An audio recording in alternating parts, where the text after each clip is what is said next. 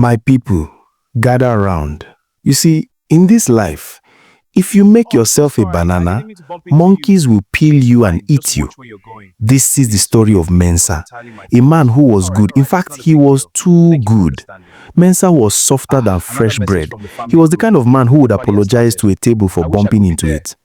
But this Mr. Nice Guy behavior landed him in a pot of hot soup that was hot enough to peel the skin of a crocodile.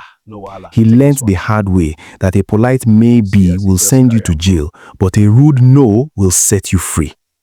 Mensa was the warehouse manager, but he wouldn't know it by looking at him. He couldn't kill a mosquito because he didn't want to hurt its family. If you slapped Mensa on the left cheek, he wouldn't turn the other cheek. He would ask if your hand was hurting. His problem wasn't just at work, it followed him everywhere. Even in his neighborhood, Mensa was known as the Mogu. One time, his neighbor asked him for 50,000 naira for urgent hospital bills.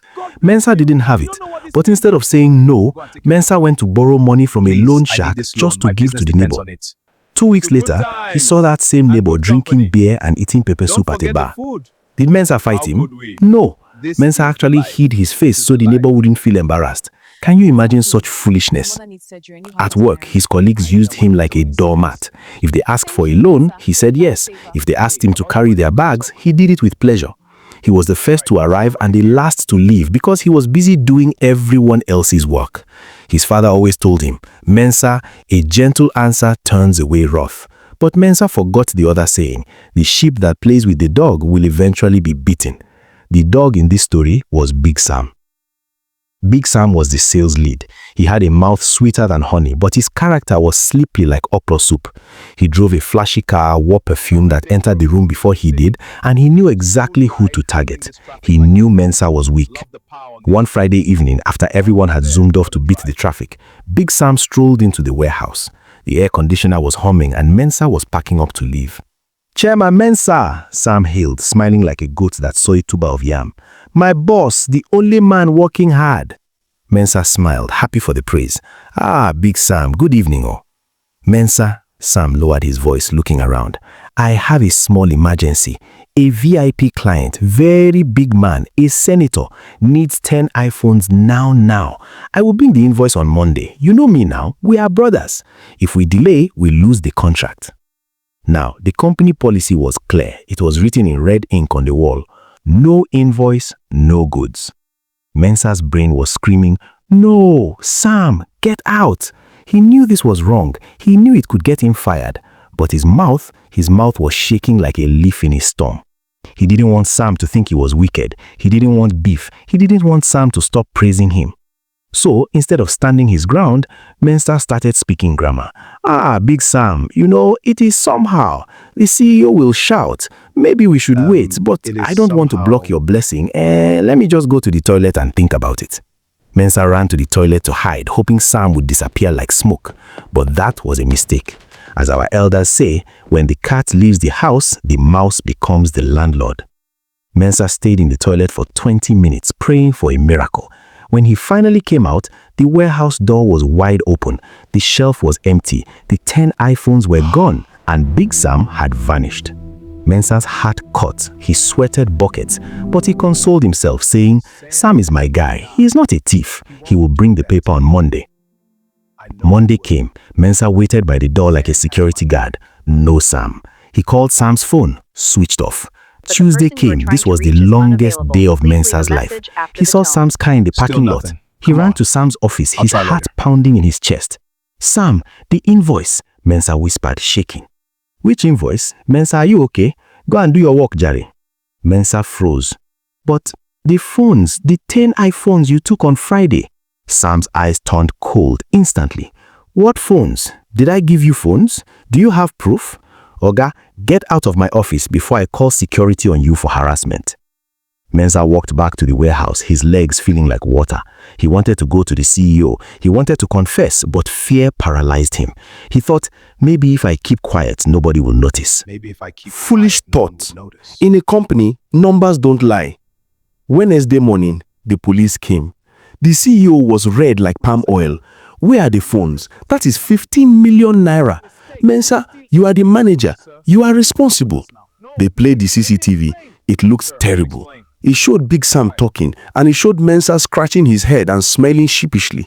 It showed Mensa walking away to the toilet to give Sam space. It showed Sam packing the goods.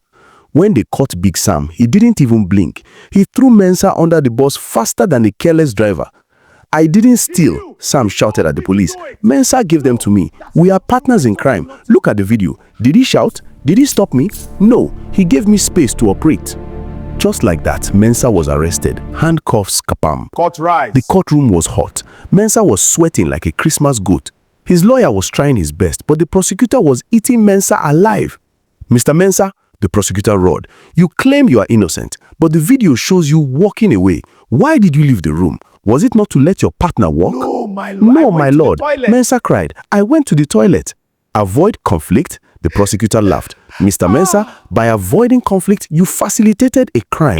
In law, silence is consent. If you see a thief and you don't shout thief, you are also a thief." Mensa looked at his mother crying in the back. He realized his politeness had become his prison uniform. He was going to jail for 7 years because he couldn't be firm. But Mensa had one habit, an accidental miracle. Because he was always so scared of saying the wrong thing, he used to record his difficult conversations on his phone just to listen later and see if he was rude. His lawyer jumped up like he sat on a nail. "My lord, new evidence, the audio recording." The court went silent. You could hear a pin drop. They played the tape. Mensa's voice came through the speakers, trembling like a wet chicken. "Sam, please now, I beg you in the name of God, don't do this. It is against the rule. Even if I go to the toilet, please don't touch it. I am afraid, oh." Then came Big Sam's voice, laughing like a hyena. "Shut up. You are too fearful. Go to your toilet and hide. I will take what I want. You can't stop me, you coward." The judge listened. He adjusted his glasses. He heard Mensa begging. He heard Sam bullying. It was clear. Mensa wasn't a criminal partner. He was just a coward. The judge looked at Big Sam. "Mr. Sam, you are a snake. 7 years in prison with hard labor." Then he looked at Mensa. "Mr. Mensa, stand up." Mensa stood, legs wobbling like jelly. "I discharge and acquit you," the judge said. The court cheered, but the judge pointed his gavel right at Mensa's nose. "But," the judge roared, "you are a very foolish man. You almost went to jail because you wanted to be Mr. Nice Guy. You are the manager. You are not an usher. It is your job to protect the goods, not to massage Sam's ego." The judge leaned forward, his voice deep like thunder. "Let this be a lesson. Let your black be black. Let your white be white. Stop painting everything gray. If you had just said no and locked that door, we will be sleeping in our houses right now. Next time, I will lock you up for stupidity." Mensa walked out a free man, but his nice guy spirit died in that courtroom. My people, hear this wisdom. A tooth that is loose must be pulled out, or you will not be able to chew meat. Stop trying to please everyone. You are not Jollof Rice. Stop trying to sugarcoat poison. When something is wrong, open your mouth and say no. Don't say, "I will see." Don't say, "It is somehow." Say no. Because when the police van comes, the people you were trying to not offend, they will be the first to say, "Ah, we didn't know he was a thief." Be kind, but be firm.